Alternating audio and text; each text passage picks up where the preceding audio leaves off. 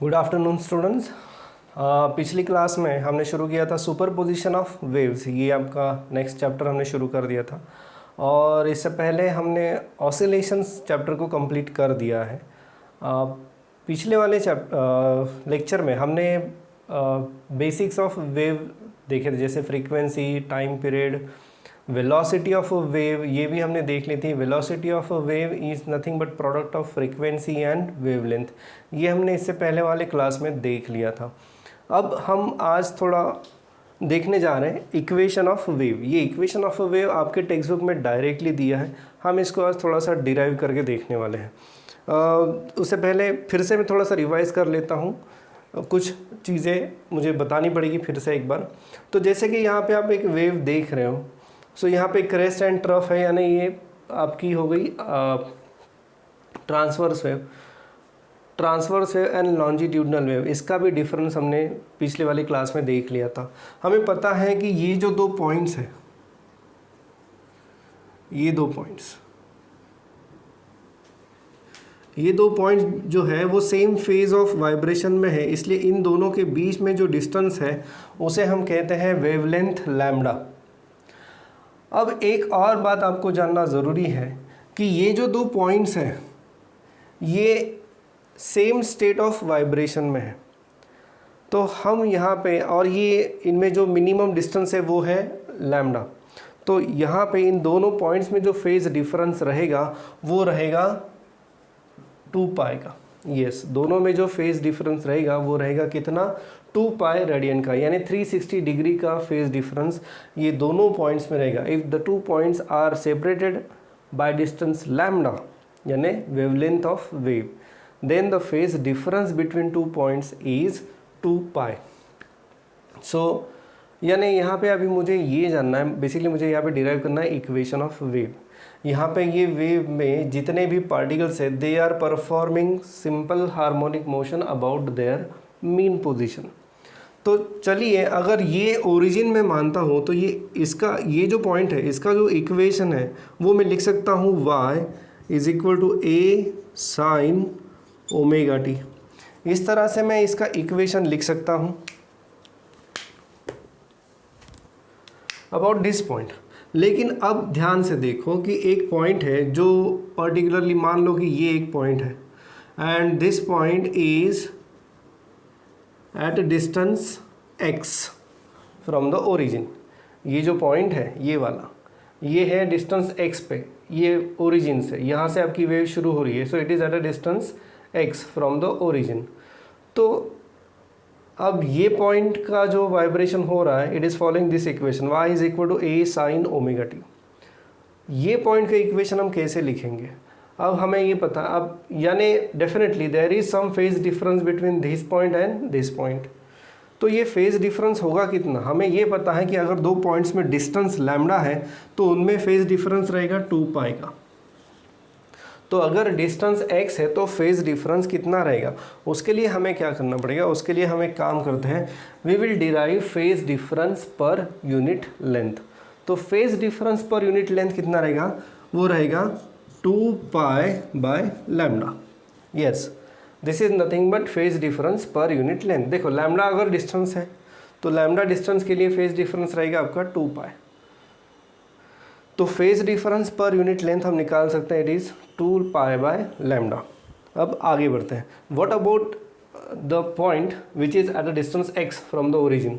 सो इन दो पॉइंट्स में जो फेज डिफरेंस रहेगा वो कितना रहेगा, तो उसके लिए we will simply multiply this phase difference पर यूनिट लेंथ बाय x। सो जो फेज डिफरेंस रहेगा 2 पाई x बाय लैम्डा, ये रहेगा। This is phase difference between these two points. These two points are separated by distance x.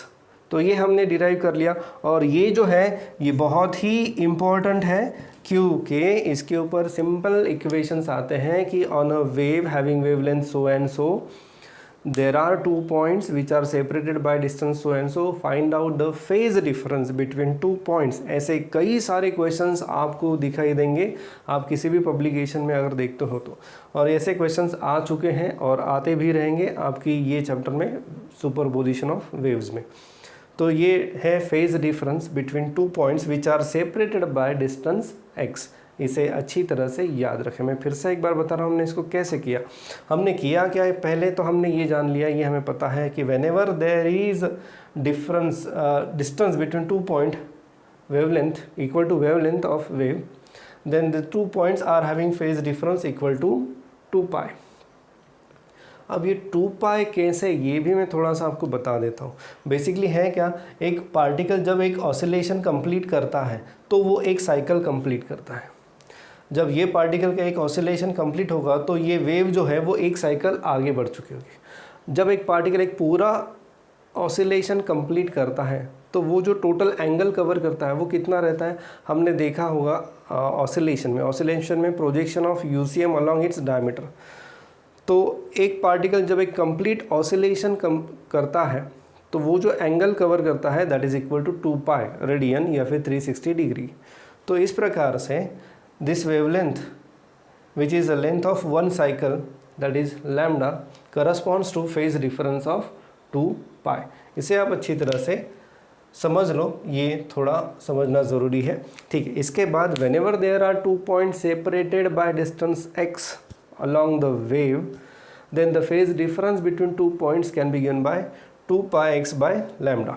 अब ये वाला point जो है which is performing simple harmonic motion, तो इसके लिए जो इक्वेशन मैंने लिखा है वो लिखा है y is equal to a sine omega T. ये SHM वाला इक्वेशन आपको याद होगा for a particle starting from mean position. So ये उसका इक्वेशन है। What about equation of this point, ये पॉइंट का मैं इक्वेशन कैसे लिखूं, तो ये पॉइंट का अगर मुझे इक्वेशन लिखना है, मुझे पता है कि this point is lagging this origin bye phase difference 2 pi x by lambda. This point is lagging this point at origin bye phase of 2 pi x by lambda. तो ये यहाँ का जो पॉइंट है इसका जो इक्वेशन है वो मैं लिखूंगा y is equal to a sine omega t minus 2 pi x by lambda. इस तरह से ये इक्वेशन में लिखूंगा। अब हम आगे बढ़ रहे हैं, we are moving toward the some standard equations of wave. बहुत सारे इक्वेशंस है हमारे पास बट आपके टेक्स्ट बुक में वो दिए नहीं हैं, पता नहीं क्यों। पिछले वाले सिलेबस में ये सारे इक्वेशंस दिए थे, इसलिए जो जो इक्वेशंस मैं बता रहा हूँ वो सारे इक्वेशंस आप नोट कर लो, ये आगे चल के काम में आएंगे।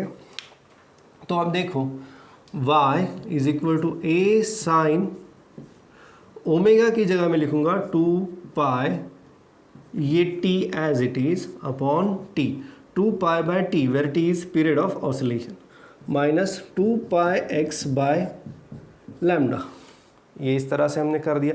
यहाँ से मैं 2 पाई को कॉमन ले सकता हूँ। So a sine of 2 pi t by t x by lambda, t by t minus x by lambda. ये एक स्टैंडर्ड इक्वेशन है, पहला वाला standard equation for the wave.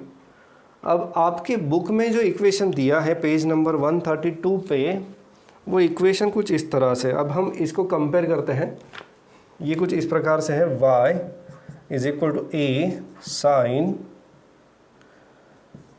kx minus omega t. हाँ, अब यहाँ पे थोड़ा सा सीक्वेंस उल्टा हो गया है, पहले उन्होंने x वाली टर्म को लिखा है और बाद में उन्होंने t वाली टर्म को लिखा है। लेट इट बी, कोई फ़र्क नहीं पड़ता। ये जनरली CBSE फॉर्मेट में ये वो यूज़ करते हैं, लेकिन इससे पहले स्टेट बोर्ड में यही वाला फॉर्मेट था। मैंने आपको पहले भी कहा है कि प्रीवियस ईयर की अगर किसी के पास स्टेट बोर्ड की बुक है तो वो आप ले लो, उसमें से आपको पता चल जाएगा। इससे कुछ फ़र्क नहीं पड़ने वाला, ये पहले आपने x लिखा या बाद में t लिया। There is some theory behind it, but हम उसे अभी कवर नहीं करेंगे, ठीक है। अब हम इनको अगर कंपेयर करते हैं तो x का जो यहाँ पे मल्टीप्लायर है वो है 2 पाई बाय लैम्डा, यानी यहाँ पे k की जो वैल्यू है वो है 2 पाई बाय लैम्डा। यहाँ पे देखो ओमेगा, ओमेगा तो हमें पता है, omega is 2 pi by T. तो ये इस तरह से ये इक्वेशन उन्होंने डायरेक्टली लिख दिया है, बट हमें पूरा करना है इसको। तो ये पहला स्टैंडर्ड फॉर्मेट है। अब आगे और कुछ स्टैंडर्ड फॉर्मेट्स उन्होंने दिए हैं और वो आपके टेक्स्ट बुक में भी ज़रूरी है, क्योंकि आगे कुछ पॉइंट से, जैसे सुपरपोजिशन ऑफ वेव्स की एक थियरी है, डेरिवेशन है, उसमें एक अलग सा इक्वेशन उन्होंने एज्यूम किया है। तो ये सारे इक्वेशंस हम देख लेते हैं। पहला फॉर्मेट हमने देख लिया, पहला फॉर्मेट है ये a sin 2 पाई। ए यहाँ पे मैंने स्मॉल a लिया है, that is nothing but amplitude. आपके टेक्स्ट बुक में उन्होंने कैपिटल A लिया है, ओके, कोई प्रॉब्लम नहीं है। ये हो गया 2 पाई बाय लैम्डा इस k and omega is 2 pi by t। Next जो इक्वेशन आपको मिलेगा, अब हमें पता है, अब मैं इसी से आगे बढ़ रहा हूँ, इसी इक्वेशन से। तो अब देखो y is equal to a sine 2 pi 1/t पता है हमें, reciprocal of period is nothing but frequency.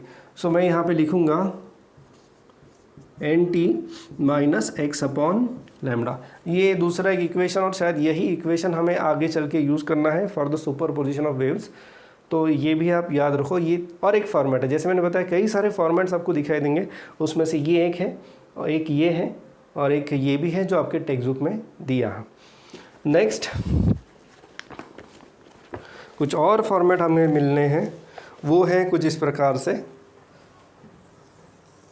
अब देखो इस इक्वेशन से मैं अगर n को, फ्रीक्वेंसी को अगर मैं कॉमन ले लेता हूँ तो मुझे यहाँ पे मिलता है y is equal to a sine 2 pi n।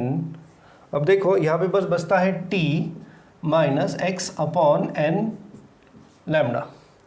So y is equal to a sine 2 pi n और t माइनस एक्स अपॉन, ये हो गया आपका n lambda. n lambda is nothing but a velocity of a wave. So x by v, इस तरह से मैं यहाँ पे ये लिख सकता हूँ। So t minus x by v, a sine 2 pi n t minus x by v. ये एक और इक्वेशन आपको दिखाई देगा, अगर नहीं दिखाई देगा, अगर आपके पास टेक्स्ट बुक नहीं है पुराने सिलेबस की, आपके बुक में ऐसे इक्वेशंस दिए नहीं है, बट आपको पता होने चाहिए। इसलिए ये जो भी मैं लिख रहा हूँ रादर, ये आपको नोट डाउन भी करना है।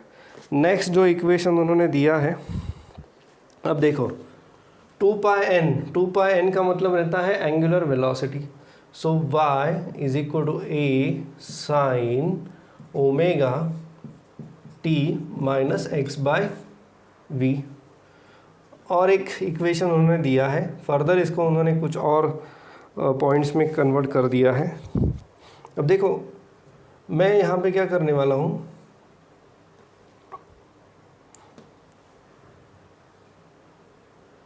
a sine omega by v, यानी मैंने 1/v को कॉमन ले लिया। 1/v को अगर मैं कॉमन ले रहा हूँ तो मुझे यहाँ पे बेसिकली इस तरह से लिखना होगा vt माइनस एक्स। 1/v को मैं बाहर ले रहा हूँ, तो 1/v को जब मैं बाहर लूँगा तो I have to multiply by v to this bracket, so v into t minus x. अब देखो यहाँ पे a साइन ओमेगा की जगह मैं लिखूँगा 2 पाई n और v की जगह पे n lambda vt minus x. I hope it is visible. Then यहाँ पे n कैंसिल हो जाएगा और मुझे मिलता है a sine of 2 pi by lambda vt minus x. तो अब देखो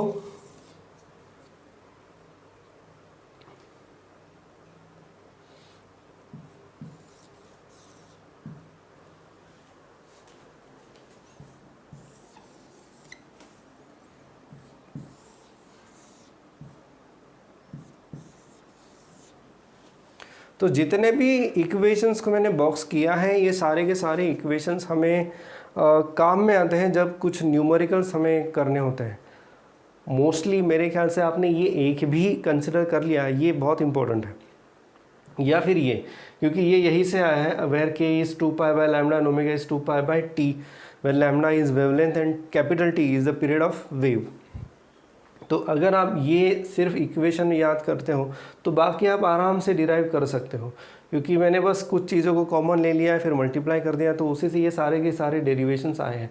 मैं एक चाहता हूँ कि आप इस पूरे डेरिवेशन को एक बार लिख लो। सबसे इम्पॉर्टेंट है कि ये कहाँ से आया, तो ये आया है आपका यहाँ से, that is nothing but phase difference पर unit length multiplied by the distance between 2 points, that is 2πx by lambda. और जैसे मैंने कहा है कि इसके ऊपर न्यूमेरिकल्स आते हैं, सिंपल न्यूमेरिकल कि 2 points are situated at a distance of so and so, wavelength of the wave is so and so, what is the phase difference between 2 points. तो ये इस तरीके से आपको इसी फार्मूला से बस फेज डिफरेंस निकालना है, या फिर ये हमने यूज़ किया है और ये एक जनरल इक्वेशन ऑफ वेव हमने डिराइव करके रख दिया है। So this is all about equation, क्योंकि उन्होंने बस ये एक इक्वेशन दिया है, कहाँ से आया पता नहीं, तो ये यहाँ से आया है, पूरा का पूरा सीक्वेंस उल्टा कर दिया है, बट उसमें कोई प्रॉब्लम नहीं है, हम ऐसे ही सॉल्व कर सकते हैं इन्हीं इक्वेशंस को। कोई भी न्यूमेरिकल आए तो हम पहले हमें ये कंसिडर करना पड़ेगा, या फिर डिपेंड करता है कि न्यूमेरिकल में कंडीशंस क्या दी हैं, उन कंडीशंस के आधार पे हम कौन सा फॉर्मेट यूज़ करना है वो डिसाइड कर सकते हैं। तो ये सब कुछ आपको नोट करना पड़ेगा, नोट कर लो और फिर आगे बढ़ो।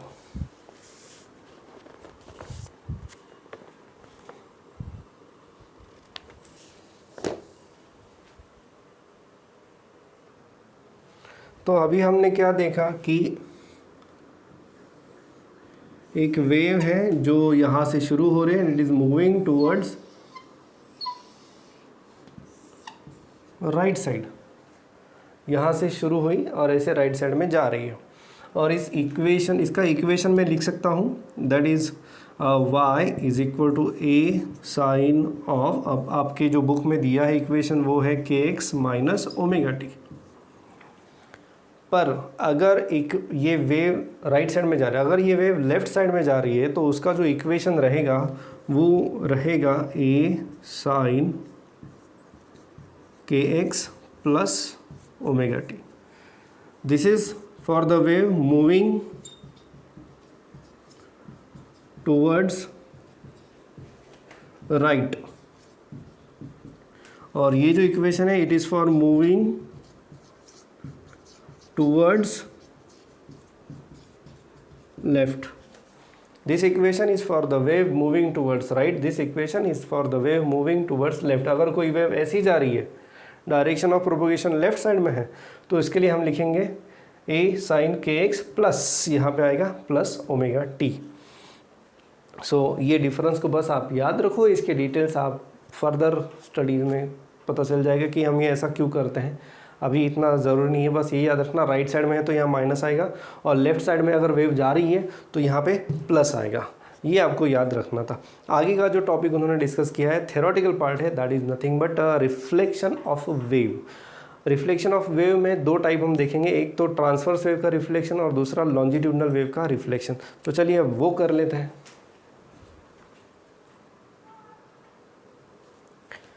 रिफ्लेक्शन ऑफ वेव यानी हमने कई बार देखा है कि एक सा आवाज़ जा रही है, दीवार को टकराई वापस आ गई, तो उसे हम इको कहते हैं, आपको याद होगा इको।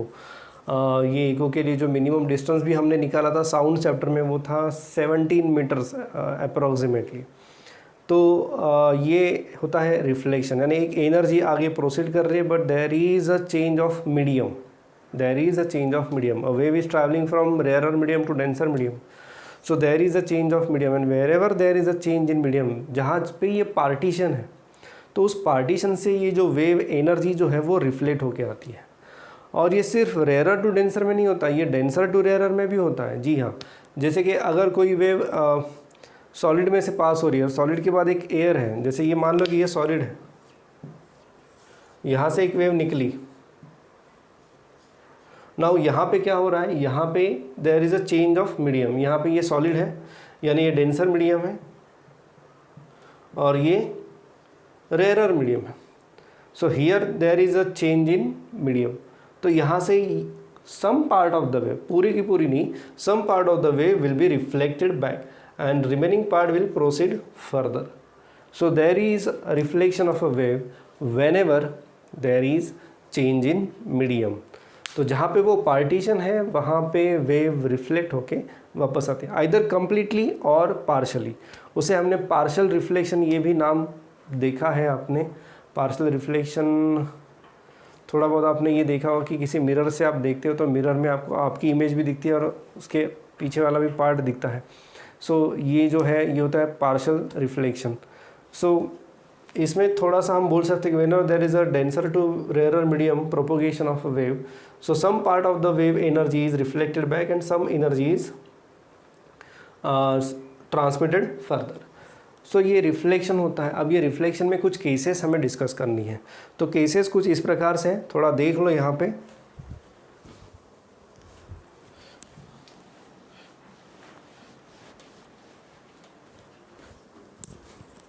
कि मान लो एक स्ट्रिंग है और ये स्ट्रिंग जो है वो आपने एक रिजिड सपोर्ट पे बांध दी है।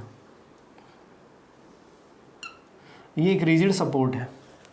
मैं बात कर रहा हूँ फिगर 6.1 की। तो ये एक स्ट्रिंग है, ये स्ट्रिंग आपके हाथ में है इस प्रकार से, और आपने स्ट्रिंग को ऐसा झटका दे दिया। आपने एक वैसा झटका दे दिया तो क्या होगा वहाँ पे, there will be crest formed on the string, और ये क्रेस्ट जो है वो ऐसे आगे बढ़ेगा टूवर्ड्स द रिजिड सपोर्ट। जब ये क्रेस्ट आगे बढ़ेगा, अब ये जब क्रेस्ट आगे बढ़ते जाता है तो होता क्या है, बेसिकली ये वाला पार्ट जो है वो ऊपर उठाया जाता है। फिर ये ऊपर उठ गया तो वो उसके नेक्स्ट वाले पार्ट को भी ऊपर उठाएगा इस तरह के झटके की वजह से। तो ये क्रेस्ट जो है ये आगे बढ़ेगा, it will move towards the rigid support. अब रिजिड सपोर्ट पे आने के बाद, यहाँ पे पहुँचने के बाद क्या होगा, अब वो जो एनर्जी है वो उस रिजिड सपोर्ट को भी ऊपर उठाने की कोशिश करेगी। बट वो तो रिजिड सपोर्ट है, वो स्ट्रिंग की तरह रेयर मीडियम नहीं है, ये है डेंसर मीडियम। तो वहाँ पे होगा ये कि देयर विल बी, ये उठाया नहीं जाएगा but there will be equal and opposite reaction. ये उसके ऊपर फोर्स अप्लाई कर रहा है तो उस फोर्स की वजह से ये तो उठाएगा नहीं, बट ये इक्वल एंड अपोजिट रिएक्शन देगा। इक्वल एंड अपोजिट रिएक्शन देने की वजह से क्या होगा, there will be reflection of a wave, और इस तरह से वो वेव आगे बढ़ेगी क्योंकि ये इसने उसको ऊपर उठाना चाहा तो वो ऊपर नहीं उठाया। There is equal and opposite reaction. तो ये रिजिड सपोर्ट उस स्ट्रिंग के ऊपर डाउनवर्ड डायरेक्शन में फोर्स अप्लाई करता है। सो डाउनवर्ड डायरेक्शन में फोर्स अप्लाई करता है तो ये जो क्रेस्ट है, क्रेस्ट की जगह वो रिफ्लेक्ट होके आता है ट्रफ। ये दिया है आपके figure number 6.1 page number 132, figure 6.2 sorry 6.1 है ये, और पेज नंबर 132 है। तो इसमें ये डिस्कशन उन्होंने दिया है, this is nothing but reflection of wave. यहाँ पे जान लो कि क्या क्या हो रहा है। अब यहाँ पे हो ये रहा है कि आपने भेजा था क्रेस्ट और आपको मिला ट्रफ, यानी there is a phase difference of 180 degree whenever a wave, transverse wave is reflected by denser medium. फिर से सुनो, ये एक ट्रांसवर्स वेव हमने इस पे सेट कर दिया, क्रेस्ट हमने सेट कर दिया उस स्ट्रिंग के ऊपर। ये क्रेस्ट आगे बढ़ा, ये क्रेस्ट अब ये डेंसर मीडियम पे आ गया, यानी एक रिजिड सपोर्ट पे आ गया, तो वो उस रिजिड सपोर्ट को उठा नहीं पाएगा। तो there is equal and opposite force on that string. तो अपोजिट फोर्स यानी अब जब ये क्रेस्ट यहाँ तक आ जाएगा तो वो उस सपोर्ट को ऊपर उठाने की कोशिश करेगा, जो कि उठा नहीं जाएगा।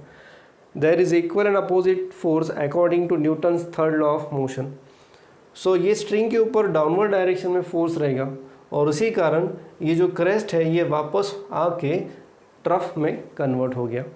सो crest is reflected as a trough and trough is reflected as crest. So that means for a transverse wave, when a transverse wave is travelling through a rarer medium, जब ये ट्रांसवर्स वेव रेयरर मीडियम से पास हो रही है और वो जाके टकराती है किसी डेंसर मीडियम पे, सो ये ट्रांसवर्स वेव रिफ्लेक्ट होके आती है, बट यहाँ पे फेज़ डिफरेंस होता है पाई रेडियन का, यानी 180 रेडियन का फेज़ डिफरेंस यहाँ पे बन जाता है whenever transverse wave is reflected by denser medium. यहाँ पे स्ट्रिंग जो है वो रेयरर मीडियम है, और ये रिजिड सपोर्ट यानी आप एक दीवार मान सकते हो, एक पूरी की पूरी दीवार है, उसको हमने एक बांध दिया है स्ट्रिंग को।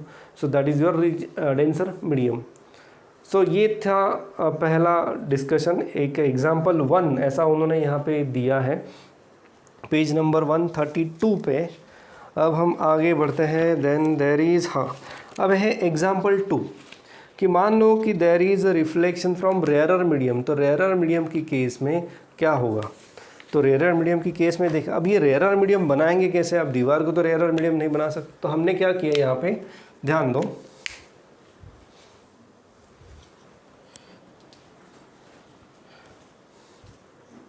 अब ऐसी एक स्ट्रिंग ले ली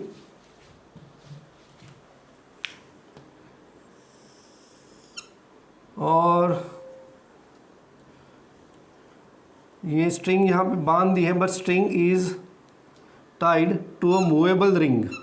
ये रिंग है, ये जो रिंग है it can move freely along this rod. ये जो रिंग है it can move freely up and down along this rod. ये एक रॉड मान सकते हो। अब हमने क्या किया, हमने यहाँ पे फिर से एक क्रेस्ट को सेट कर दिया, एक झटका दे दिया स्ट्रिंग को, तो ये क्रेस्ट ऊपर आएगा। ये क्रेस्ट जो है अगले वाले पार्ट को ऐसे ऊपर उठाएगा। तो जब ये क्रेस्ट यहाँ पे आएगा तो वो उस रिंग को भी ऊपर उठाएगा, और जो कि रिंग जो है it can move freely along that rod without any friction. वहाँ पे फ्रिक्शन ज़ीरो है ऐसा एज्यूम करना है। सो इन दैट केस ये रिंग भी ऊपर आएगी और वापस नीचे जाएगी, यानी देयर विल बी रिफ्लेक्शन। देखो यहाँ पे रिफ्लेक्शन फिर भी होगा क्योंकि आगे there is a change of medium, but reflection होगा। तो वो भी कैसे होगा?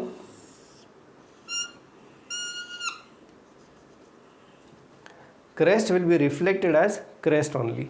सो ये ऐसी वेव जाएगी और ये ऐसी वेव आएगी। अब ये वापस crest is reflected as crest, क्यों? Because there is a reflection from rarer medium. क्योंकि ये रेयरर मीडियम क्यों है? Because this particle is easily movable.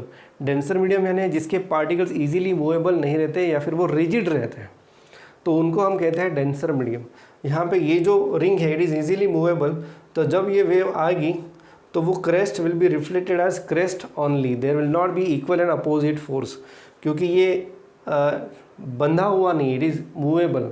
So that's why यहाँ पे जो रिफ्लेक्शन हो रहा है that is reflection of transverse wave from denser medium to rarer medium. यानी ये डेंसर मीडियम, आप स्ट्रिंग को हम डेंसर मीडियम लेंगे and this wave is reflected by rarer medium, क्योंकि ये जो रिंग है इट इज़ इजीली मूवेबल, तो इसीलिए इसको हमने रेयरर मीडियम एज्यूम किया है। So whenever transverse wave is reflected by a rarer medium then there is no phase difference, क्योंकि क्रेस्ट जो है वो वापस क्रेस्ट में ही आ रहा है। So there is no phase difference at all.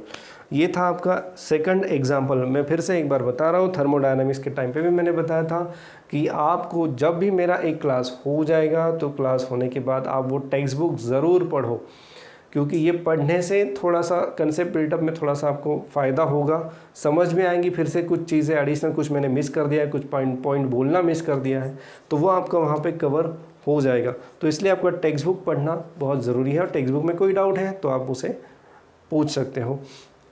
सो ये था reflection of a wave from rarer medium. ये रेयरर क्यों है ये समझ में आया, और ये डेंसर क्यों है? ये डेंसर इसलिए है क्योंकि ये पॉइंट जो है ये एक, जैसे आपने दीवार में खीला ठोक दिया है तो वो खीलों को आपने अगर रस्सी बांध दी तो वो जो खीला है वो मूव नहीं कर सकता अप डाउन, तो that's why it is denser medium. But यहाँ पे ये रिंग है, it is easily movable along this rod, तो ये रेयरर मीडियम हो गया और ये डेंसर मीडियम हो गया। अब हम आगे बढ़ते हैं। एक स्पेशल केस उन्होंने डिस्कस की है। तो ये स्पेशल केस में उन्होंने क्या किया है कि दे हैव टू स्ट्रिंग्स, एक बहुत थिक स्ट्रिंग है और एक पतली स्ट्रिंग है, और उसका डिस्कशन यहाँ पे उन्होंने किया है, तो वो भी ज़रा हम देख लेते हैं। ये ऐसा कुछ तो दिखाया आपके बुक में, फिगर में बात कर रहा हूँ, फिगर है आपकी 6.3, पेज नंबर है आपका 133। तो यहाँ पे एक थिक वायर है, थिक यानी थोड़ी मोटी वायर है, और यहाँ पे एक पतली वायर है, स्ट्रिंग है, और ये जो थिक वायर है that is acting as a denser medium, और ये जो पतली वायर है that is acting as a rarer medium. अब हमने क्या किया, ये डेंसर मीडियम पे एक क्रेस्ट फॉर्म किया। ये क्रेस्ट ऐसा आगे बढ़ेगा, it will move towards the boundary यानी जहाँ पे rarer and denser medium separate हो रहे हैं। सो वेन एवर, अभी हमने थोड़ी पहले दो डिस्कशन में क्या देखा, whenever there is a reflection from rarer medium, अब यहाँ पे वो रेयरर मीडियम तक आ गया है, it is travelling through a denser medium.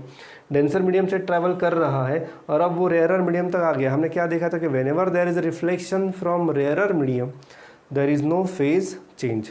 So ये क्रेस्ट जब यहाँ पे जाएगी और यहाँ से वो रिफ्लेक्ट होगी वापस आएगी, so there will not be any phase change, यानी crest will be reflected as crest only. ये क्रेस्ट जो है वो जो जा रही थी कहाँ जा रही थी? Towards the rarer medium. It will be reflected as crest only because it is reflected by rarer medium. मैंने क्या कहा था कि पूरी की पूरी एनर्जी रिफ्लेक्ट नहीं होगी, तो पार्शियल एनर्जी वो एज इट इज़ ट्रांसमिट होगी। तो ये जो क्रेस्ट है वो आगे बढ़ रहा है, it is a partial energy which is moving ahead, और कुछ एनर्जी जो है वो रिफ्लेक्ट होके वापस आएगी। यहाँ पे थोड़ा सा दिमाग में थोड़ा कन्फ्यूजन रहेगा कि सर यहाँ पे रिफ्लेक्शन की कोई ज़रूरत नहीं, वो एज इट इज़ जानी चाहिए। बट एक बात को हमेशा याद रखना, it is not there in your syllabus, आपके थियरी में कहीं पर भी नहीं है, but whenever there is a change in medium there will be reflection of wave. इसे हमेशा याद रखना। जहाँ पे भी मीडियम चेंज हो गया, थोड़ा डेंसर था अब रेयरर हो गया, so there will be reflection of a wave. इस बात को हमेशा बस याद रखना। थोड़ा अभी आपको समझने में थोड़ा मुश्किल रहेगा, बट इट इज़ देयर, ये एक फैक्ट है। इसको कई बार एक्सपेरिमेंट्स में प्रूव किया गया है और उसके बाद ही ये थियरी आपके सामने रखी गई है। So this is the case which is discussed in this topic. तो ये हम बात कर रहे थे सिर्फ और सिर्फ ट्रांसवर्स वेव की। We are going to discuss longitudinal waves in next part. तो अभी के लिए बस इतना ही।